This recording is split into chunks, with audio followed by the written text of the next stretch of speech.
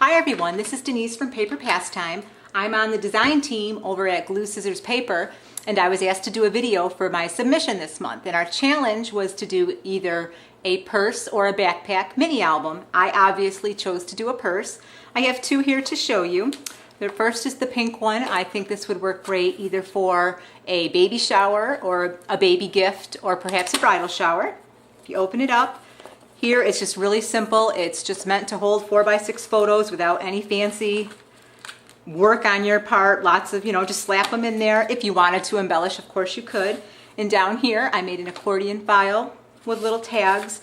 I haven't embellished this one because I'm not sure yet if I'm going to use it for a bridal shower or a baby shower, and that would of course affect what I used.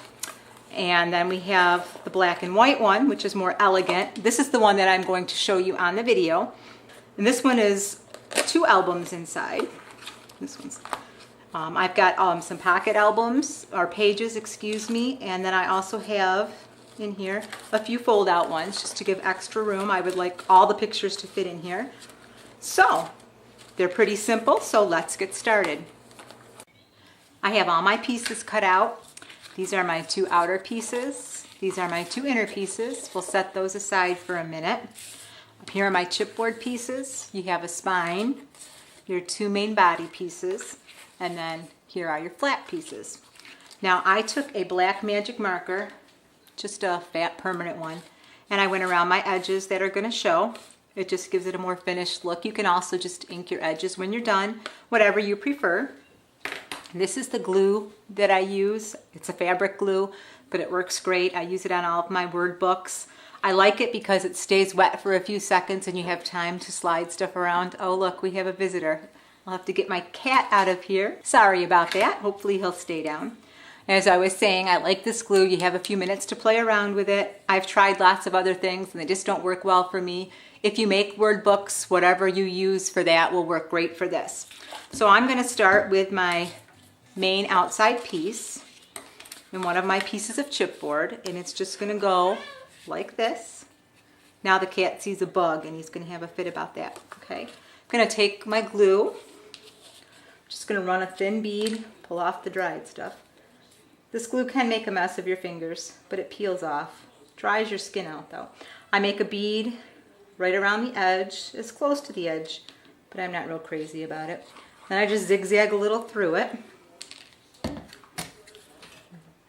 Then I put it on purposely away from my edge. I want to slide it around like so. Line up your edges as best you can. Check it from both sides. When you're happy with it, rub it down. One piece down. This shiny cardstock, I don't know what glue will do if I make a mess with it like I do sometimes. We'll have to see. Okay, there's one piece down. There is a white edge on this cardstock that I will probably take the marker to when I'm done.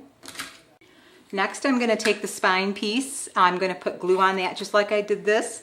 And you're going to line this up right here, but you're going to try and leave just about 1/4 of an inch in between. Get that done. You can measure if you want. I tend to just eyeball this sort of stuff. Just smooth it down. Then you're going to take your last piece of chipboard. This is a cereal box, obviously. I think I'm going to put the cereal side out because I have lighter paper for the inside. Just got to align this one. I find it easier to do if I just actually pick it up and look. I like to wiggle it around and slide the glue so it's sealed up to the edges good. And they don't always fit perfect. Even though you're cutting it with your Cricut, they're not always identical, especially with the chipboard, but you can always trim it down or sand it down later. It doesn't have to be that exact. Now we're going to take our liner piece and we're going to glue this on. Now I do this in sections. I'll do this section first and I'll stop when I get here. And you really want to work this paper down into that groove. This is going to give you your hinge so that you can open and shut your album easily. So I'll apply the glue here. A generous bead, especially if you stay far away, and then you can just work more in. I always just zigzag a little through. I start away from my edges and then I kind of slide it around and it spreads my glue out for me. And I pick it up, so I can kind of see where I'm going with it better. It looks pretty good. I'm happy with it. Now I'm going to try and take my finger or maybe even my bone folder, and I'm going to try and crease that groove a little bit now. I don't have glue there yet.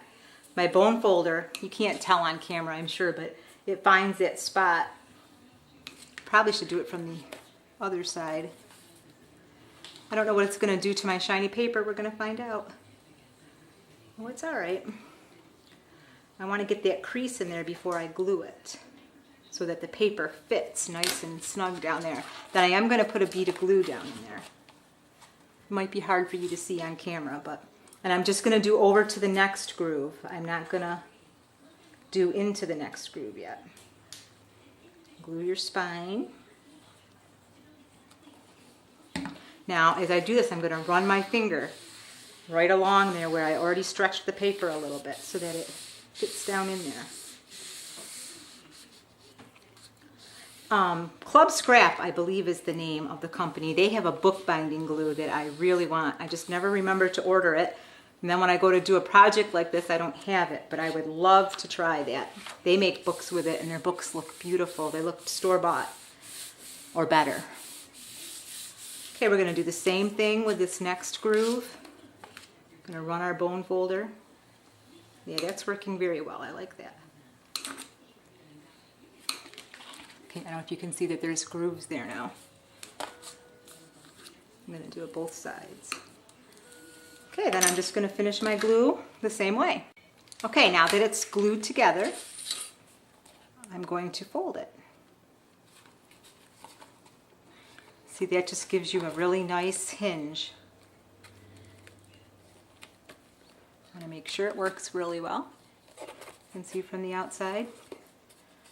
I have a little glue on here. I'm so messy, I can't help it. I tried using the Xyron or the HEG gun for this, but I can never get my paper on good enough the first time, so I just have to use a wet glue.